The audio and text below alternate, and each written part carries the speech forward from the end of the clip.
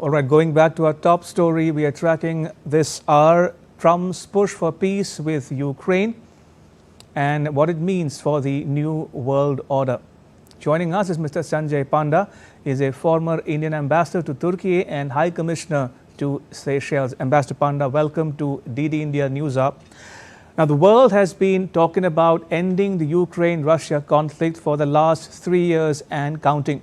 Now, Trump is finally doing something about it. It should be welcome, but why are Ukraine and the EU so against it?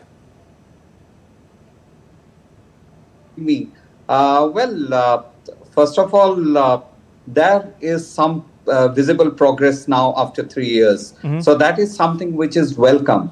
Everybody has been talking about this war to end because of many reasons, more so the humanitarian angle. And when Trump is delivering, there are a few people who are a little wary. They say it's a knee-jerk reaction. But I want to tell you that it's not a knee-jerk reaction, but a calibrated, well-calibrated move. But having said that, the way Europe and Zelensky is reacting for the basic reason that they feel that all stakeholders have to be taken on board.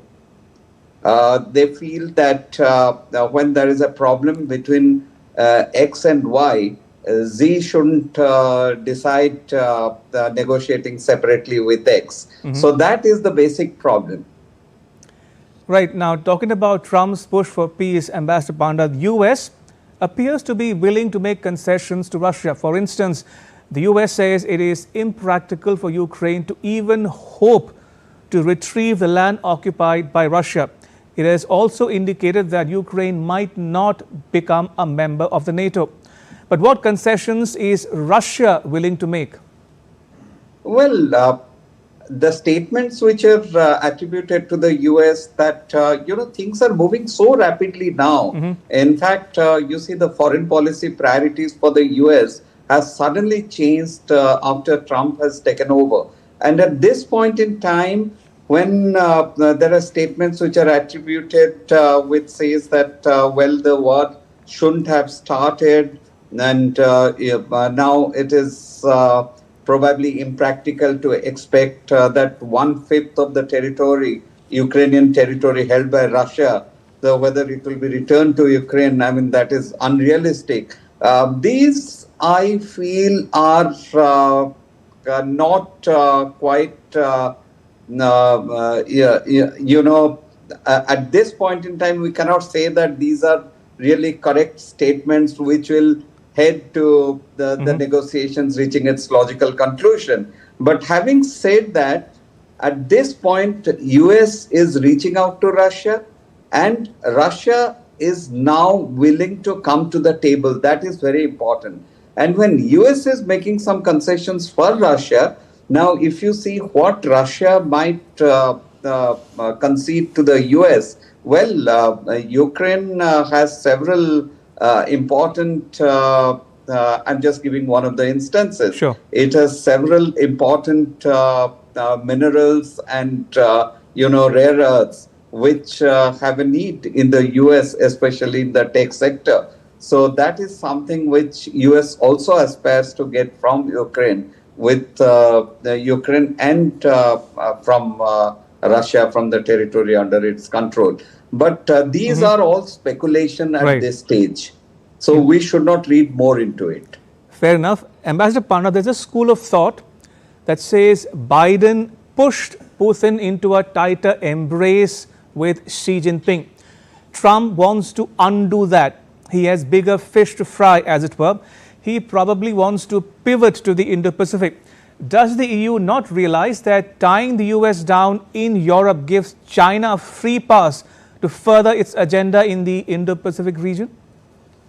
Well, so far as Russia-China relations are concerned, that is something which has strengthened in the recent years with the kind of stance which President Biden had and the Europeans, or basically you can say the entire NATO stance is related to that. But at this stage, it is not, it will be not correct to say that the entire relationship will be reset. Okay. Will be reset after the US reaching out to Putin.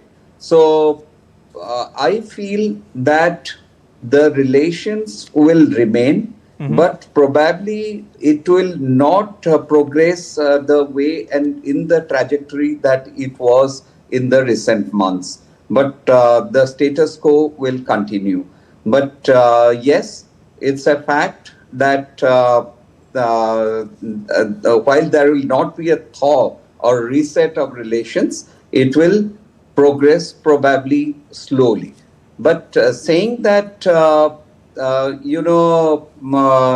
the Indo-Pacific strategy of the US will be equally interested in maintaining its position in Indo-Pacific, having open Indo-Pacific, because considering the fact that 90% of the global trade in some way or the other crosses the Indo-Pacific in the vast stretch. So that is a primary interest of the United States. So that it's not going to, in any case, both have to move parallelly.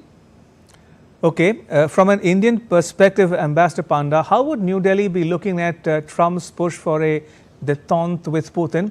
I ask you this because a scholar from Sweden has written that, and if I can paraphrase what he has written here, he says global South countries such as India need to be wary of the US ignoring Ukraine in its quest for peace with Russia. He says tomorrow the US could do the same with other countries if they do not serve its interests. Well, I take the views of the Swedish scholar with a pinch of salt. You see, if we, first of all, we cannot generalize. And the very fact that India, even while the Russia-Ukraine war was at its peak and when there were sanctions by the West, like Europe and the US announced sanctions against Russia, India had its own policy and it had its own position, which has been vindicated.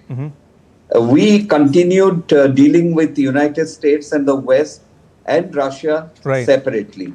It was our national interest which had held ground and which for us is paramount. Having said that, I would like to tell you that the very fact that I was very impressed seeing a photograph recently of at Aero India 2025 in Bangalore, where you had the F-35 and Su-57 in the same frame. And that really, sums up India's position to this Russia-Ukraine crisis.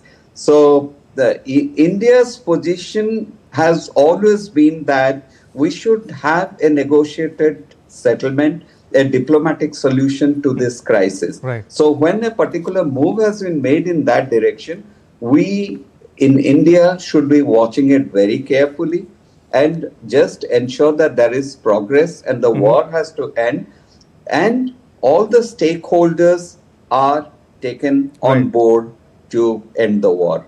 When Zelensky says that, look, I'm not there, now I feel that the discussions are now taking place to see how to get Ukraine on board.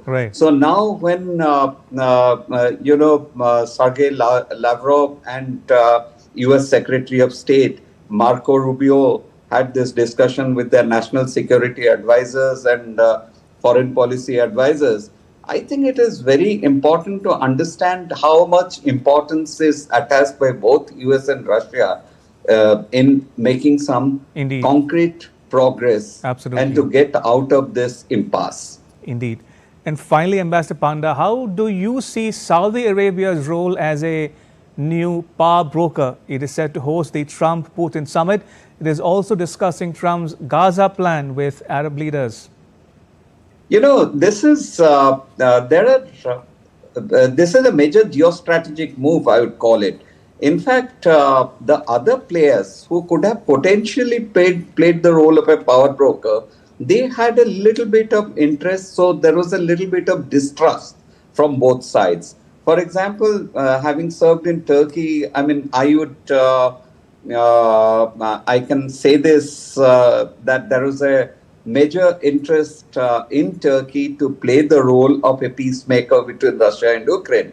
But at the same time, Turkey did also, that provided it sold actually the various equipment, especially while the war was in progress to Ukraine, which did not go down very well in Russia. And the other potential, the Qataris have played host to many such negotiations. But then there is always a little bit of distrust, and Saudis fit the bill perfectly. And considering the fact that they are now also actively, and there is back channel diplomacy at work with Israel, and as well as in Hamas, and as well as with Hamas.